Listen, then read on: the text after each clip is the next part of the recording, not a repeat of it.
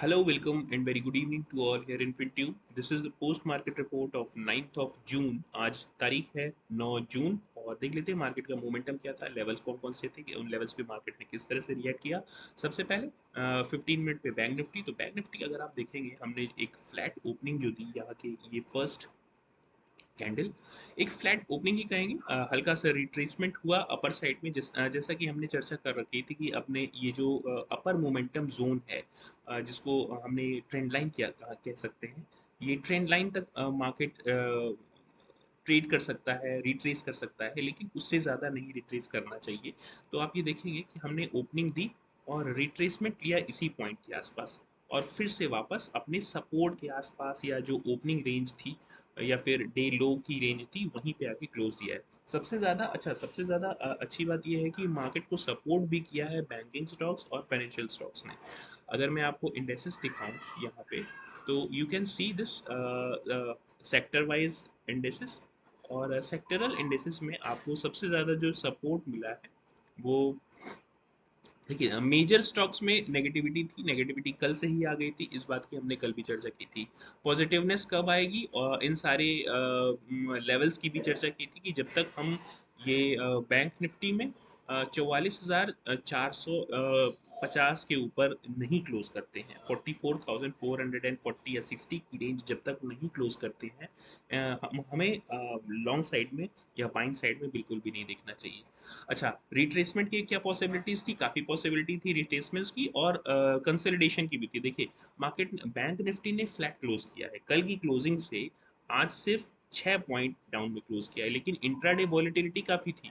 अगर आप इसको फिबोनाची रिट्रेसमेंट के थ्रू गेज करना चाहेंगे, तो आपको गोल्डन रेशियो का रिट्रेसमेंट भी दिखेगा आपको, यहाँ से टॉप टू बॉटम, और 50 से लेके 61% के आसपास, 50 से लेके 61% के आसपास का जो रिट्रेसमेंट आपको दिख रहा है, वो अच्छा खासा रिट्रेसमेंट माना जाता है मार्केट में to trade on directional move, right. तो यहाँ से भी अगर आपने इस ट्रेंड लाइन के आसपास भी अगर मार्केट को शॉर्ट किया होगा, तो अच्छा खासा बैंक निफ्टी में लेवल्स आपको मिले होंगे, पॉइंट्स भी मिले होंगे, राइट।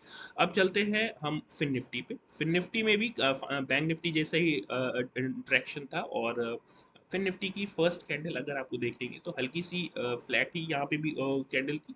रिट्रेस किया मार्केट ने to its immediate resistance level, इसका जो इमीडिएट रेजिस्टेंस लेवल था वहीं तक रिट्रेस किया हमने। जो रिट्रेसमेंट दिया from this swing high to swing low, it was a kind of retracement of this 0.618 का जो रिट्रेसमेंट था, एक गोल्डन रेशियो जिसको हम बोलते हैं, वहां तक का रिट्रेसमेंट था। और उस रिट्रेसमेंट के बाद इसने डाउनफॉल किया अप टू दिस 19,400 के आसपास, जो हमने हमने एग्जैक्ट लेवल्स फाइंड आउट करने की कोशिश की थी। मार्केट ने एग्जैक्ट उन्हीं लेवल्स पे सपोर्ट लेने की कोशिश भी की है, यहाँ आप ग्रीन जोन से देख सकते हैं।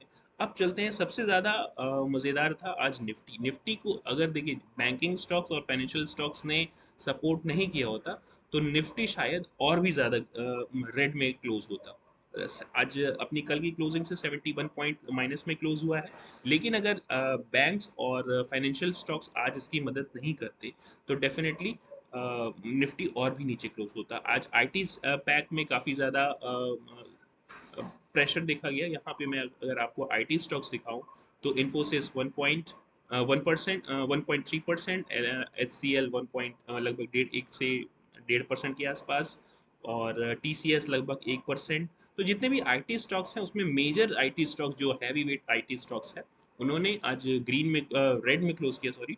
और इसी का नतीजा था कि निफ्टी डाउन साइड में जा रहा था। अच्छा, निफ्टी डाउन साइड में जाने का एक और रीज़न था, वो भी दिखाएंगे आपको।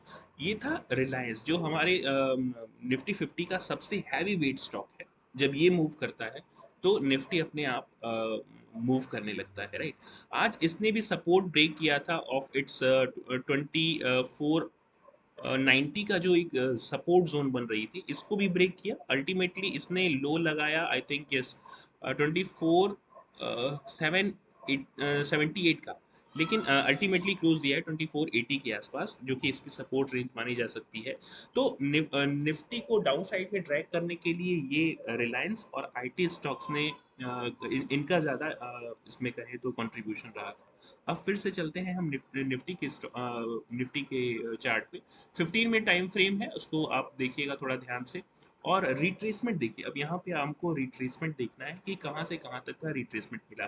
From this high to this low, it was a kind of retracement of about this ये हमारी मॉर्निंग की कैंडल है, 9 बजे की कैंडल, 9 तारीख की। तो रिट्रेसमेंट, फर्स्ट रिट्रेसमेंट अगर हम देखेंगे from it this high to this low, first retracement हमें मिलता है अप टू दिस 90 50% का रिट्रेसमेंट, फर्स्ट फर्स्ट रिट्रेसमेंट।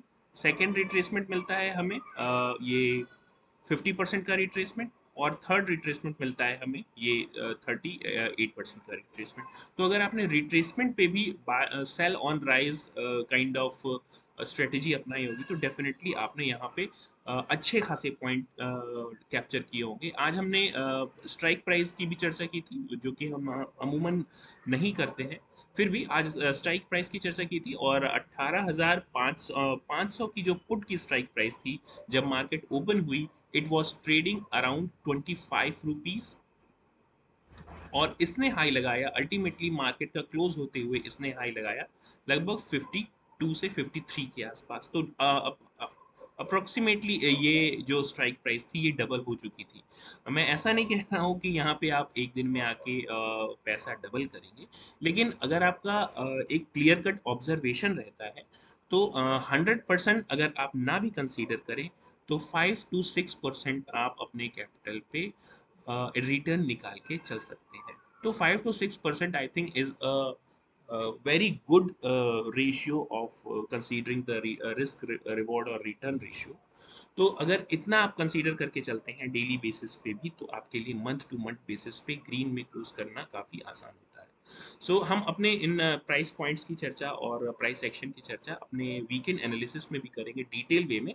लेकिन निफ्टी में आज अच्छा खासा ट्रैक्शन हमको डाउन साइड में मिला, क्योंकि निफ्टी ने देखिए बैंक निफ्टी अपना जो डाउन मूव था उसको ब्रेक कर चुका था पहले भी, लेकिन निफ्टी बाकी था। निफ्टी बार बार यहीं पे सपोर्ट ले रहा था, और उसने कल जब ब्रेक किया और एग्जैक्टली इसी लेवल के आसपास क्लोज किया था, तो आज ये काफ़ी क्लियर था, जैसा कि आईटी स्टॉक्स और रिलायंस जिस तरह से अपना मोमेंटम दिखा रहे थे रेड में, ये काफ़ी क्लियर हो चुका था कि मेजर स्टॉक्स जो हैं वो सपोर्ट नहीं कर रहे हैं। हाँ, बैंकिंग स्टॉक्स और फाइनेंशियल्स ने थोड़ा संभाले रखा, अगर संभालने की कहेंगे तो बैंकिंग स्टॉक्स और फाइनेंशियल्स ने ही पूरी तरह से संभाला इस निफ्टी को गिरने से। अगर ये भी गिरना शुरू हो जाते तो निफ्टी का हमारा नेक्स्ट टारगेट था 18,500 के आसपास का। हमने 18,500 की स्ट्राइक जरूर ली थी। ये हमें बिल्कुल भी नहीं मालूम था कि डबल हो जाएगी। We were considering its for 20 to 30% के आसपास तक का, लेकिन डेफिनेटली वो उसने अच्छा खासा रिटर्न दिया। तो this is what we do here in our chart, just following this support and resistance। अगर ये छोटे छोटे सपोर्ट रेजिस्टेंस और ट्रेंड लाइन को ही अगर आप ट्रीट करते हैं on market sentiment, market structure, definitely आपको यहाँ से लाभ ही होगा। हाँ, कभी कभी आप यहाँ से डेंट लग सकते हैं, मैं ऐसा बिल्कुल नहीं कहता हूँ कि हर ट्रेडर हमेशा ग्रीन में क्लोज करता है। डेंट लगेगा, but that is part and parcel of your journey in stock market. That's it for today. We will again discuss our detailed weekly analysis tomorrow, and I'll try to post it as soon as possible। मैं कोशिश करूंगा कि अपनी weekly analysis जो हमारी video होती है उसको कल या फिर आज शाम तक, अगर मुझे टाइम मिला तो मैं उसे पोस्ट करने की कोशिश करूंगा। हमने लाइव भी करने की कोशिश की है, एक दो दिनों से लाइव में आने की कोशिश की है, मैंने लाइव में डिस्कस किया था। आप जाके लाइव में देख सकते हैं, वो वीडियो आपको यहाँ पे मिल जाएगी इस लाइव सेक्शन में। वीडियो के सेक्शन में लाइव में जब आप जाएंगे तो आपको मिल जाएगी। लाइव में भी हमने उस स्ट्राइक प्राइस की चर्चा की थी जिसकी मैं अभी बात कर रहा हूँ। That was trading around 25 rupees, 25 to 26 rupees के आसपास हमने उसको लगभग लिया था शायद, और जिसने हाई लगाया 52 का। तो एक अच्छा खासा रिटर्न आपको मिल सकता था on your capital invested, right. That's it for today, thank you very much.